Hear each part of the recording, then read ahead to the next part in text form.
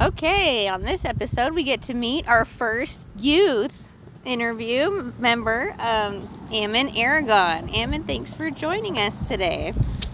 You're welcome. I feel like I'm on one of those talk shows. Well, you kind of are. It's the Round Rock Ward podcast. So, Ammon, we ask the teenagers a question. What's something that you're passionate about? Well, personally, something I've begun to be passionate about. Well, not began. It's been a couple years, but writing. I like writing books kind of thing. I have yet to write a book, but it's in the works. Oh, nice. But I really like writing, or just storytelling of any kind. Really, TV shows, movies. I like good story writing. Okay. Do you have a genre that you're drawn to? Well, I like fantasy books a lot, but also kind of sci-fi a bit. But I don't know, kind of soft sci-fi, if that makes sense. Where it's not super cybery. It's Okay. still futuristic type stuff. Okay. So it's a little more down to earth, realistic. Yeah. Okay. But still cool things. Okay. So do you remember the moment when you're like, hey, I actually kind of like writing? Was there a moment like that for you? There kind of was.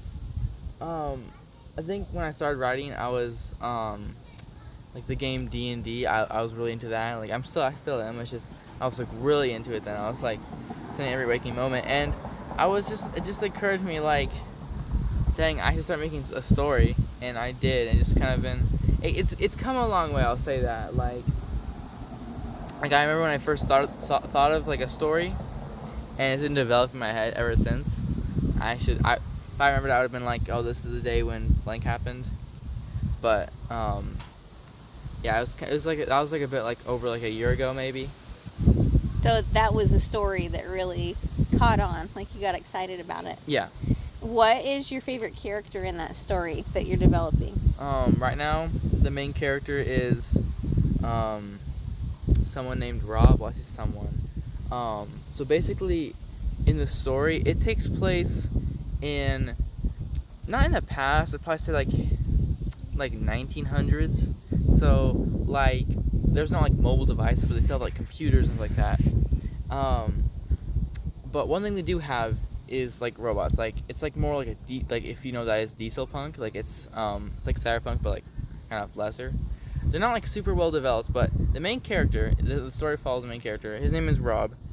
I don't have everything developed yet. The things might change, but his name is Rob, and basically, in this universe, the robots aren't sentient or anything. They can answer yes or no questions to very they could say simple math questions. There's very simple stuff, but Rob, he's different because he actually has a soul, because in this universe, soul is a soul is you can it's like a currency. It's you're able to have a soul. Now it's not a well-known currency or anything like that. It's more of a sub.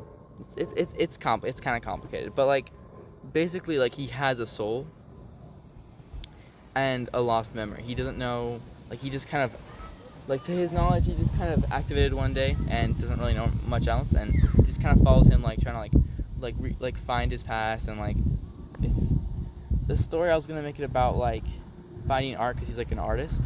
Oh. But I still have lots to work on. That's a really cool idea. What is your favorite character trait that he has? I don't really know. Because he's a robot, but he has a soul. Yeah, so he's alive. Okay. I like his openness. He's a very he has your soul and your brain are two different things. Your soul is just kind of where emotions come from. It's where personality kind of comes from. It develops. But your brain is kind of where information is stored and logical choices are made, kind of, right?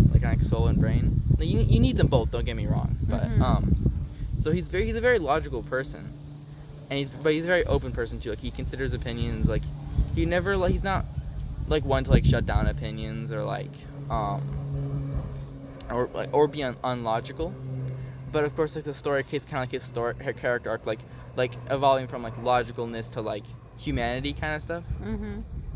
Because you have to remember, he has like development wise, he's the brain of a man, but like soul wise, he's kind of got like the mentality of a kind of like a child, more or less. Okay. Like typical child in a man's body kind of types thing. He's not like childish. He's just like new. So do you think in your story he'll kind of discover more about himself and Yeah. who he was? That's really exciting. I can't wait to read more of that. That would be cool. Is there another D&D character outside your story that you've created that you're really proud of? In fact, Rob was actually originally a D&D character, and I thought, I don't need to make this D&D. I can make this into my story. That's where he's coming from. But other characters, I guess, not really. I mean, I have other characters though, like there's this character, same universe. Same universe, but like different story.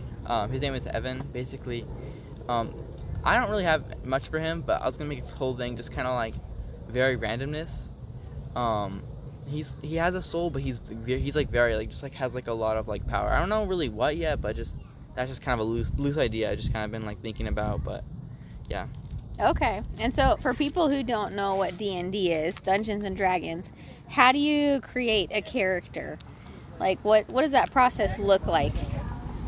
Because it's not like you're picking up an already made character in a story. Like you really just create somebody.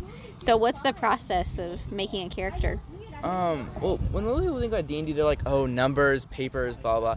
The main thing of D&D is, I've always thought of it, it's a storytelling game. Like, the numbers and the papers and the dice, those are all just, like, key elements to, like, kind of, like, develop the story. Mm-hmm. But the main thing of it is the storytelling itself. I think making a character, there's a lot of rules and stuff, and we had to make a whole, you need to make a whole other episode for that. But the main thing I would just think about, just making character at all, is just like, who do you want them to be? Like, what are their like goals, their motives, their passions? Like, what are their what's the word? What is the reason in church all the time? What is that? What is the word? Sorry, I'm rambling. Like their standards. Calling? Standards. Okay. Like, what are their standards? Oh, so there's some moral choices you get to make. That's really cool. So by the time you've created this entire character, you kind of want to have them do well in your game or your story that you're going through. That's really cool. Okay, I'll ask you one more question. What's a family story? Oh, let's let that car go by. What's a family story or a family memory that you want to share? Just getting to know you. Well, one time, this is a big joke in my family now. They left me in an elevator at the airport.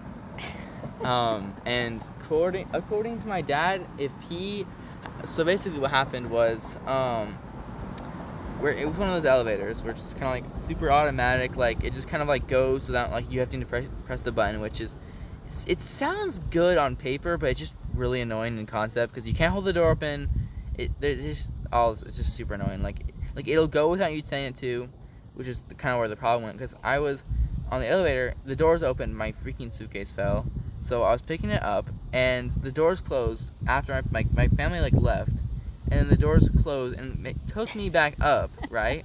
Oh no. My family didn't know because I was like at the back, and we were all really really tired. No one was really talking, so no one really noticed that I wasn't there. And when I came back from the elevator, they just weren't there, and I looked around, I couldn't find them. They just left the elevator. They just like weren't there. I was like kind of getting scared. I went back up, I couldn't find anyone. I was like kind of panicking a bit. Yeah, those multi-levels, you feel like you're gonna get lost if you go the wrong level. Yeah. I think it was like only like 2 levels. I was like, where could they have gone? There's only one elevator. They were gone. Oh my goodness. Were you little when this happened? It was just like a year ago. I was like 14. Well, I'm glad you survived that. How did you finally catch up with them? When I was coming back to the elevator the second time, just looking for them, I don't know why I thought they'd be on the second floor. They can't teleport or anything, but I don't know why I thought they'd be there. My dad was just there, and he was like, "Yeah, man, where were I?" I was like, "Where were you?" And apparently, my little brother was like, "Dang, it's been too quiet for more than 10 seconds. Where is my brother, my amazing brother?" And they were like, "Oh wait." According to my dad, he would have left if my little brother hadn't said anything. I'm glad he told me that. But yeah, now anytime we're in an elevator, they're like, "Where's Ammon? Do we have Ammon?" Like as a good joke. They'll never forget you in an elevator again. Well, thanks for the interview, Ammon. Is there anything else you'd like to share off the top of your head? Or stay Sigma, y'all. Sorry, I just wanted to say that. all right, thanks, Ammon. It's fun getting to know you. Till next time.